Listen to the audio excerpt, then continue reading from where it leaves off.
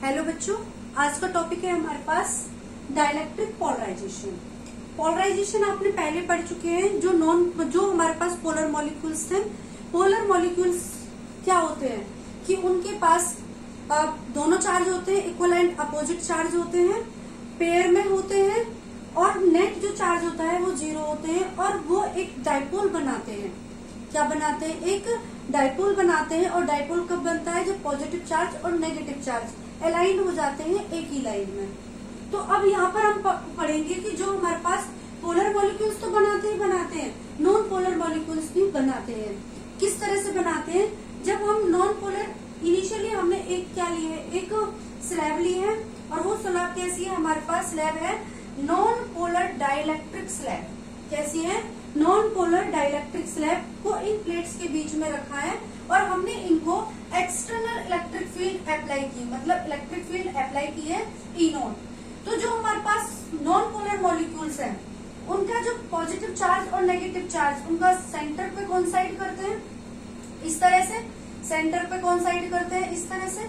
जब हम उनको एक्सटर्नल इलेक्ट्रिक फील्ड देंगे तो वो इलेक्ट्रिक फील्ड किस तरह से वो अलाइन होंगे? यदि यहाँ पे पॉजिटिव चार्ज है तो नेगेटिव चार्ज आगे की तरफ आ जाएगा, पॉजिटिव चार्ज पीछे की तरफ। इसी तरह से दूसरे मॉलिक्यूल का इधर साइड पॉजिटिव नेगेटिव चार्ज, इधर साइड पॉजिटिव चार्ज, वो एक इस तरह से लाइन बना लेते हैं। ये हो गया हमारे पास नॉन पोलर मॉलिक्यूल्स। और डाइलेक्ट्रिक स्लैब के अंदर डाइलेक्ट्रिक जो हमारे पास है वो डाइलेक्ट्रिक भी अपनी एक फील्ड बनाते हैं। डाइलेक्ट्रिक्स भी आपके पास क्या बनाते हैं? एक फील्ड बनाते हैं। और जो हमारे पास अप्लाइड इलेक्ट्रिक फील्ड के क्या होगी? अपोजिट होगी। तो effective electric field in polarization क्या होगी हमारे पास? E is equal to E not minus E P. तो जो हमारे पास E होगी वो क्या होगी? Reduced value of electric field. Means जितनी हम इलेक्ट्रिक फील्ड दे रहे हैं और जो हमारे पास नॉन पोलर डाइलेक्ट्रिक स्लैब है उसके अंदर भी जो मॉलिक्यूल्स है वो भी एक फील्ड बना रहे हैं। वो किसके अगेंस्ट बना रहे हैं? जो हम फील्ड दे रहे हैं। तो इफेक्टिव इलेक्ट्रिक फील्ड हमारे पास क्या हो गई? E not minus EP. E naught क्या हमारे पास? इलेक्ट्रिक फील्ड है, कौन सी वाली? अप्लाइड। और ईपी हमारे पास क्या है? पोलराइजेशन वाली, जो मॉलिक्यूल्स बना रहे हैं। तो ई हमारे पास क्या हो गई? रिड्यूस्ड वैल्यू हो गई, राइट। नेक्स्ट आता है हमारे पास डाइलेक्ट्रिक कांस्टेंट के of the material of the slab. के क्या होगा हमारे पास डाइलेक्ट्रिक्स के लिए? ये हो गया एक्सटर्नल इलेक्ट्रिक फील्ड जो हम अप्लाई कर रहे हैं, ई नॉट अपॉन में reduced value of electric field E. मतलब ये होगा आपके पास रेशियो होगा। किसका रेशियो होगा? Applied electric field to the reduced value of the electric field. ये होगा आपके पास कांस्टेंट। क्या होगा? कांस्टेंट, जिसको बोलेंगे हम के, राइट। नेक्स्ट है आपके पास इलेक्ट्रिक ससेप्सिबिलिटी। इलेक्ट्रिक ससेप्सिबिलिटी का यहाँ पर ऐसा कोई रोल नहीं है, लेकिन पढ़ लो इलेक्ट्रिकल ससेप्सिबिलिटी। जो हमारे पास इलेक्ट्रिक पोलराइजेशन होता है, इलेक्ट्रिक पोलराइजेशन होता है वो डायरेक्टली प्रोपोर्शनल होता है रिड्यूस्ड वैल्यू ऑफ ई। तो डायरेक्टली प्रोपोर्शनल को रिप्लेस करने के लिए हमने टर्म लगाई एप्सिलॉन और काई।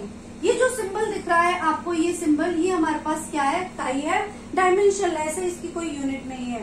इसको बैलेंस कौन कर रहा है? ये कर रहा है। डायमेंशनलेस कौन बना रहा है? इसको एब्सोल्यूट परमिटिविटी बना रही है। परमिटिविटी जो हम पहले पढ़ चुके हैं मीडियम की। इन दोनों के लिए जो हमारे पास इलेक्ट्रिक पोलराइजेशन है वो डिपेंड कर रही है बस रिड्यूस्ड वैल्यू पर। ओके, ये हमारे पास इलेक्ट्रिकल ससेप्सिबिलिटी है। और इलेक्ट्रिकल ससेप्सिबिलिटी जो काई है वो डिस्क्राइब करती है, वो बताती है इलेक्ट्रिक बिहेवियर ऑफ डाइलेक्ट्रिक, कि डाइलेक्ट्रिक का बिहेवियर क्या है। वैक्यूम के लिए काई की वैल्यू हमारे पास होती है 0। बाकी अलग अलग डाइलेक्ट्रिक्स के लिए क्या होती है? अलग अलग होती है, डिफरेंट डिफरेंट होती है। ओके, अब है हमारे पास नेक्स्ट टॉपिक पढ़ेंगे। अब हम नेक्स्ट टॉपिक है capacitance of a parallel plate capacitor by a conducting slab या विद अ कंडक्टिंग स्लैब। मैं इसको इरेज कर देती हूँ। और नेक्स्ट टॉपिक हमारे पास बहुत इंपॉर्टेंट है। ये 2 टॉपिक रह गए हमारे पास इसमें से, और ये दोनों टॉपिक हमारे पास काफी इंपॉर्टेंट है। दोनों टॉपिक को करेंगे हम और दोनों टॉपिक को मैं एक साथ कराऊंगी।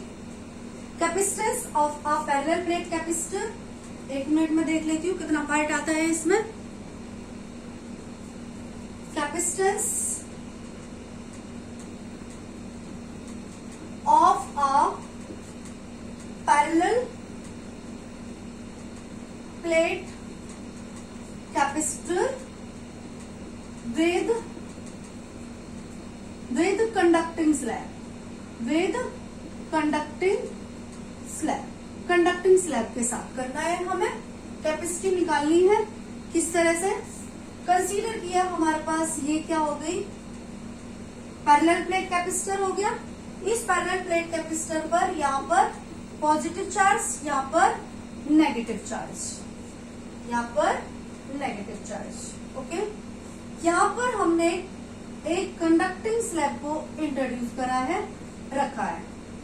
ये क्या हो गई हमारे पास, एक कंडक्टिंग स्लैब हो गई, कंडक्टिंग स्लैब।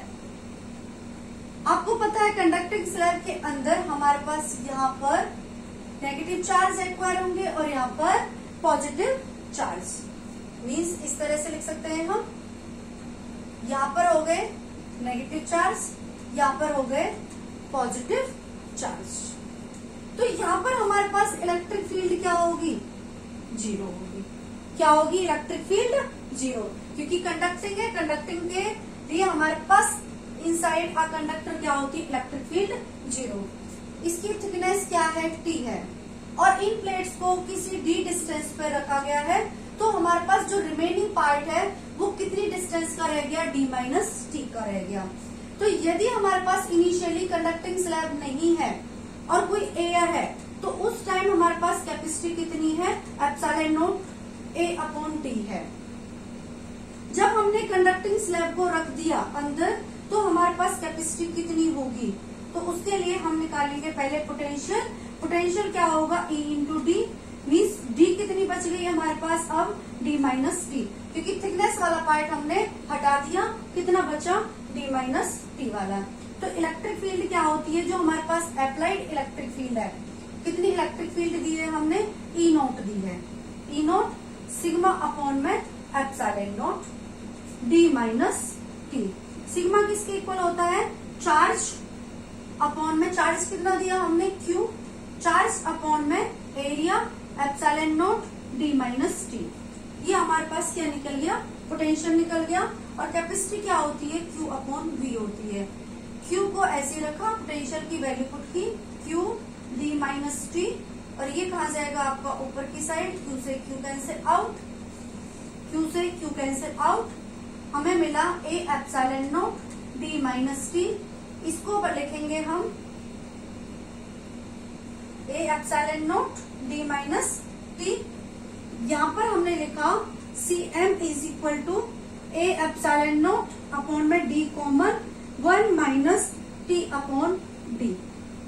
और ये किसका फॉर्मूला होता है हमारे पास, सी का फॉर्मूला होता है वैक्यूम के लिए, डी की वैल्यू पुट कर दी है, ये आ गया हमारे पास। इसका मतलब ये आई हमारे पास पॉजिटिव टर्म। तो जब हम कंडक्टिंग स्लैब इंट्रोड्यूस करेंगे तो जो कैपेसिटी निकलेगी वो क्या होगी, आपकी इंक्रीज होगी। क्या होगी, इंक्रीज होगी। कंडीशन ले लेते हैं, यदि टी हमारे पास क्या हो जाए, डी हो जाए, तो कैपेसिटी क्या आएगी हमारे पास, इंफिनिटी आएगी। क्योंकि यहाँ पे क्या रखेंगे आप, टी के प्लेस पे डी रखा, डी से डी कैंसिल, 1 माइनस 1 क्या हो जाएगा आपका 0, और किसी को हम वैल्यू को 0 से डिवाइड करते हैं तो वो क्या बन जाती है आपकी, इंफिनिटी। ओके, ये नोट कर लीजिए जल्दी से। अब है हमारे पास नेक्स्ट, कर लिया, यस। अब नेक्स्ट है capacitance of a parallel plate capacitor with dielectric slab.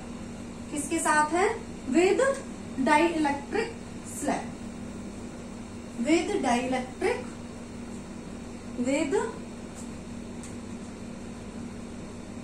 Dielectric slab. Dielectric slab capacitor use किया हमने, पैरेलल प्लेट कैपेसिटर, ठीक है। इस पे लिया हमने पॉजिटिव चार्ज, इस पे क्या लिया हमने, पॉजिटिव चार्ज, यहाँ पर हमारे पास नेगेटिव चार्ज, या हमने डाइलेक्ट्रिक स्लैब को रखा, ये आ गई हमारे पास डाइलेक्ट्रिक स्लैब। और आपको पता है डाइलेक्ट्रिक स्लैब के अंदर इलेक्ट्रिक फील्ड 0 नहीं होती, और यहाँ पे कैसे चार्ज इंड्यूस हो गए आपके पास, पॉजिटिव चार्ज। तो हमारे पास ये इलेक्ट्रिक फील्ड हो गई अप्लाइड जो हमने दी है, और ये क्या हो गई हमारे पास रिड्यूस्ड वैल्यू हो गई। ई किसके इक्वल आ जाएगी, ई नॉट माइनस ई पी के इक्वल आ जाएगी, जो इस इलेक्ट्रिक फील्ड के अपोजिट में इलेक्ट्रिक फील्ड बनाएगा ई पी। ओके, तो रिड्यूस्ड वैल्यू आ गई हमारे पास ई। तो अब निकालेंगे हम पोटेंशियल निकालो। पोटेंशियल क्या होगा हमारे पास, ई इंटू डी। तो ई इंटू डी, ये हमारे पास थिकनेस, इसका पोटेंशियल आएगा हमारे पास ई इंटू टी। ई है हमारे पास यहाँ पर, और रिमेनिंग पार्ट कितना रह गया हमारे पास, डी माइनस टी। तो ये अप्लाइड के साथ है, तो applied electric field D minus T. ये ई हमारे पास, ये रेशियो निकाला था हमने, ई नॉट अपॉन के इक्वल होता है। ये डाइलेक्ट्रिक निकाला था कांस्टेंट डाइलेक्ट्रिक स्लैब के लिए, के इज इक्वल टू क्या आया था, ई नॉट अपॉन में ई। तो ई निकालनी है हमें यहाँ से, ई किसके इक्वल आ जाएगी, ई नॉट अपॉन के into T. Taking common E not, what comes, D minus T plus में टी अपॉन में के। कैपेसिटी निकाल दो, सी एम इसको डिनोट कर दिया, इसकी कैपेसिटी को, क्यू अपॉन वी, कितना चार्ज दे रहे हैं टोटल, क्यू चार्ज दिया हमने। वी की वैल्यू को पुट करो, वी की वैल्यू पुट करेंगे यहाँ पे, और थोड़ा सा आगे बढ़ा लो। ये किसके इक्वल आएगा, सिग्मा अपॉन एप्सिलॉन नॉट, और सिग्मा क्या होगा हमारे पास, क्यू अपॉन ए, डी माइनस टी और प्लस में टी अपॉन के, right. Next Q upon epsilon not a, Q upon epsilon not a नहीं, ये आएगा आपका क्यू इंटू में D minus T plus T upon के आएगा, और ऊपर जाएगा एप्सिलॉन नॉट ए, ये cancel out, epsilon not a upon में डी, इन दोनों में से टी कॉमन लिया, यहां बचेगा 1 माइनस 1 अपॉन के, राइट। ये वैल्यू भी क्या आ रही है हमारे पास, पॉजिटिव आ रही है। इसका मतलब है जो सी है, इसका मतलब है जो हमारे पास ये सी एम है, वो सी एम क्या हो गई, ग्रेटर हो गई सी से, क्या हो गई, सी से ग्रेटर हो गई। जब भी हम डाइलेक्ट्रिक स्लैब इंट्रोड्यूस करेंगे, इंसर्ट करेंगे, तो इसकी कैपेसिटी क्या होगी आपकी, इंक्रीज होगी। कंडक्टिंग स्लैब को इंसर्ट करने पर भी कैपेसिटी बढ़ती है, डाइलेक्ट्रिक स्लैब को भी इंसर्ट करने पर कैपेसिटी बढ़ती है। Thank you.